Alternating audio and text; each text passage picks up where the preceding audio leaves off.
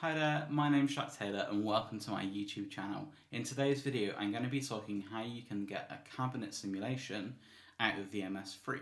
Now I've been using the MS3 for about 4 years. I purchased it new in 2017 from Peach Guitars and I've used it on pretty much on every recording, gig or session that I've done since then. It's a fantastic unit and I won't be selling it anytime soon. However, there's one element of the MS3 which I don't like, and that's the fact that it doesn't have any cabinet emulations in there. So if my amp was to ever go down on a gig, I wouldn't have a backup. So I kind of got thinking about this, whether there could actually be a solution to this, and I actually came across this idea from playing my normal guitar amp. So the guitar amp that I use every day is this Koch Jupiter 50 head. Now, on the back of the Koch Jupiter 50, we have an emulated output, which is basically an EQ curve. And what's kind of going on there is when you play through the amp itself, you can run the back of it straight into the desk and get a cabinet emulation out of it. And I've used it on recordings and all sorts, and it sounds fantastic. Now, I've been thinking, with gigs coming back up, if the amp goes down, what would I do in that situation? And I thought, well, if it's just an EQ curve, maybe there's a way of manipulating that through graphic EQ or parametric EQ, because on that amp itself at the back there isn't any kind of digitalness going on there. There's no IRs, there's nothing like that. It's just a simple EQ curve. So I wondered whether I could actually emulate it with the MS3 itself. And stuff like cabinet emulations with EQ filters and stuff have been going around for years. If you think of units like the Hughes and Kettner Redbox, I think Palmer make one. I think Joe Bonamassa has like a DI box with a cabinet emulation in it. And there's no kind of digitalness going on there. It's all kind of EQ stuff done, via circuit boards or whatever. So I got thinking, and I tried it out with the MS3. Now I have to give a thanks out to one of my good friends, PJ. So PJ is a good friend of mine that I met a masterclass that I was actually watching when I was in uni in a couple of years back in Chester Uni, and he basically used to work for Laney in the 80s and 90s, and he's a bit of a tech guru. He's kind of the guy that I go to when I've ever got any questions about gear and stuff. So I showed him the MS3, I showed him the manual, and he basically gave me a few kind of stock settings to get going with this, and I've kind of manipulated it from there. So at the beginning of this video, you should have seen an entry to a competition that I did for the company Cornerstone for one of their Gladio pedals. Unfortunately, I didn't win, but in that recording, I used the cabinet emulation of the MS3. Okay, so let's give it a quick play just to kind of remind you guys of what it kind of sounds like, and then we'll go from there. Okay, so here is what the cabinet emulation, which I kind of use with parametric EQ and a bit of overdrive sounds from the MS3. So here we go, I'll give you guys a quick demo of this.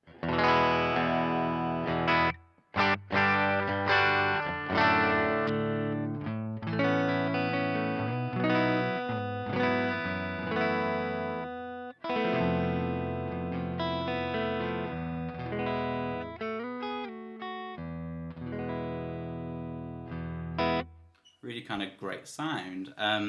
So yeah, let's kind of dive into how I'm actually doing this. So there's a couple of different things going on. So if I go into the menu here, the main thing that I'm going on is I'm using a parametric EQ. So I'll talk you guys through the settings. So I have low gain decked to minus 20 dB, high gain decked to minus 20 dB, level at 0 dB, and if I go over, I've got the lower mid frequency at 80 Hz, and that's with an LMQ of 0.5, and the low mid gain is boosted by about 6 dB. And then we go over to the high mid frequency, that's at 5K with high mid Q at 8, and then the high mid gain at 10 dB, and then we have 80 Hz on the low cut and 5K at a high cut as well. So essentially what's going on there, I'm taking away any frequencies that the guitar isn't in, and I'm taking away the harshness which you would normally get from DI'd guitars. Now, what I'm going to do is I'm literally just going to play that sound with just the parametric EQ, just so you can listen to this. So here we go. So I'm going to play a couple of chords, nothing too fancy, just some kind of simple chords.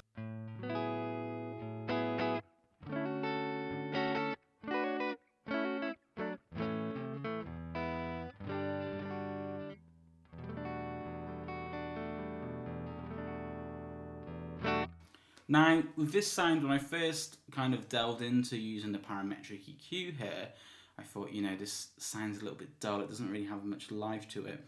And I initially came across this idea and had this thought process that, well, of course it's going to sound weird. If I'm plugging straight into a power amp or straight into a speaker, that's not a guitar sound, it doesn't got any preamp to it.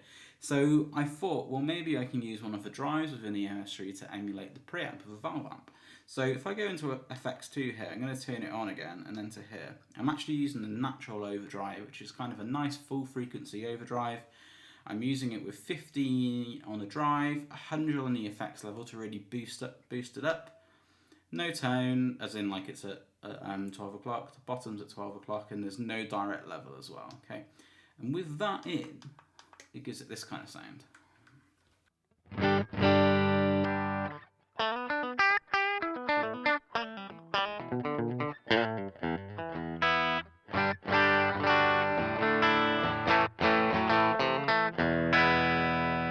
So it gives it a bit more level, it gives it a bit more volume, and it just brings the kind of overall sound to life. Now, one thing I haven't done, which is worth doing, is I'm going to turn off both FX2 and FX1. So this is going to be straight to desk, no cabinet emulation, no preamp emulation here, just straight to desk.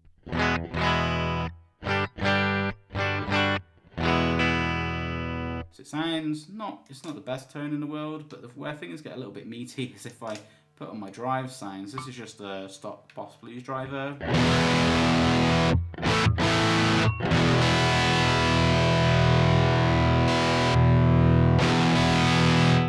So again, it's a pretty meaty sound, but it's not the best tone in the world. So if I come out with there, listen to this blues driver with the cab sim on now.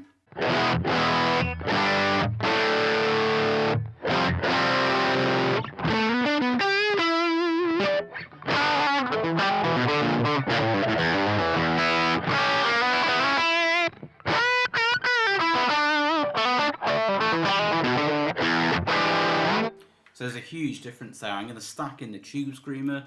The Tube Screamer is in the same loop as the blues driver, it's just coming in before it.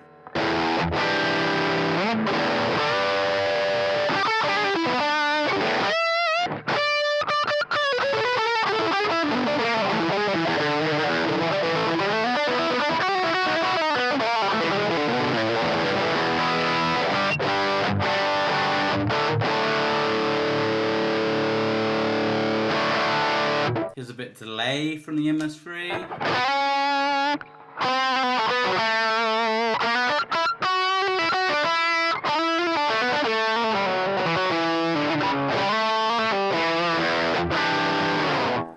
And here is something slightly different. I'm going to play a bit of a fuzz sound here. So this is coming from a TWS Super Throttle. It's basically a treble booster and Tom's Throttle circuit, and I've got it set to a kind of fuzz sound here. So here's what that sounds like. And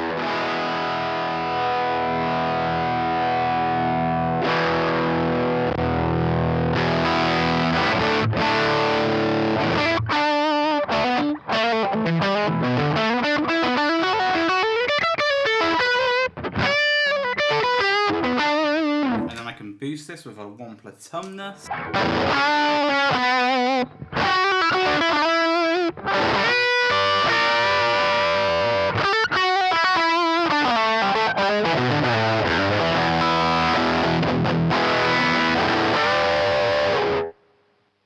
Pretty cool sound, and you know, for a direct sound using the parametric EQ and a bit of drive, it sounds pretty good. Now, there's one other secret trick here, which I'll let you guys into. Now, the one thing that I kind of really dislike about like digital equipment and stuff, you know, where something is in a small package like the MS3 or even the HX Stomp, is that like if you're in the middle of a gig, the last thing that you want to be doing is if you need to tweak the sound, you don't want to be doing it on the fly, going like edit, then enter, then scrolling all the way over. It's just a pain to do. So two things which I've done here which kind of enhance the way the cab sim sounds is, number one, if I scroll over to the master setting on the MS3, so on each preset in the MS3, you have what's known as the master block. Within the master block, you can change stuff like EQs, you can boost stuff. It's kind of like the final bit of processing before it goes to the output of the MS3. So if I go into the MS3 here, into the output, we've got, it tells you the key of your song and your BPM, which is useful if you're using a harmonizer or you want to set a tempo for a specific song.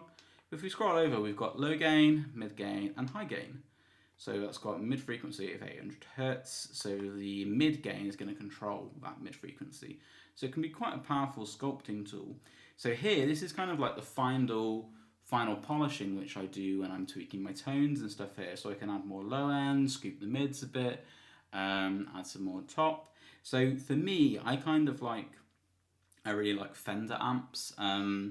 They've kind of been my go-to really, so I tend to scoop the mids whenever I set an amp a little bit and give it a bit more bass and a bit more treble depending on what it is. So that's what I've kind of done here, and if you listen to that, it sounds like this.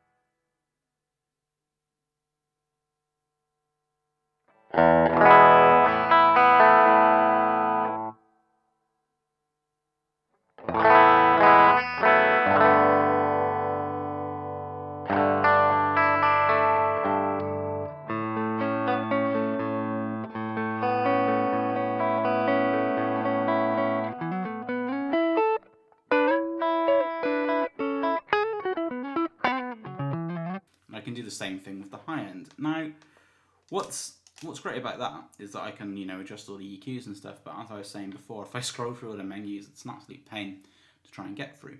So what I've done is I've assigned these three controllers here at the top of the MS3 to be attached to the low gain, mid gain, and high gain. And I've done this by going to Menu, Knob, and then here on each of these knobs, on knob 1, I can change whatever I want it to do. It can either be off, it could be patch, BPM, key, patch level, etc., or all your EQs. So I've just set each one to low, mid and high like you would on a normal guitar amp. So if I'm in the middle of a gig and I'm playing and I think, you know what, I think I need a bit more low end, I can literally just go to there, twist it, press exit and enter, and then save it. Okay, so if I wanted to do that, I won't change it because I'm pretty happy with this setting. I can literally go exit and enter, right, cab sim, done, executing, and then the preset's saved. Now the handy thing with this is these EQs are set now for that specific preset. So if I go to a different preset, let's go to number 2 here. This is my general practice and patch that I have. So in here I've got my drive set up and a bit of delay if I'm going to practice through something.